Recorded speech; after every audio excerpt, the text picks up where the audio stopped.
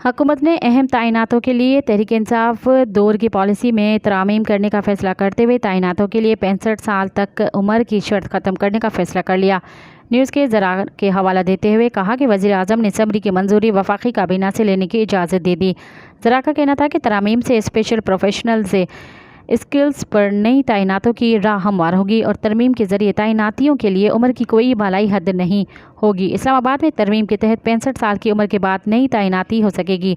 मौजूदा तैनाती में 65 साल की उम्र के बाद तोसी की तरमीम भी समरी का हिस्सा है। वज़ीर ख़जाना मोहम्मद औरंगज़ेब की सरबराही में कायम कमेटी ने तरामीम तजवीज़ की, जिसके बाद वज़ीर आज़म शहबाज शरीफ ने वज़ीर ख़जाना की सरबराही में कमेटी कायम की थी। इस इक़दाम से बासलाहियत पेशा वराना तकनीकी माहिरीन की खिदमात हासिल की जाएंगी।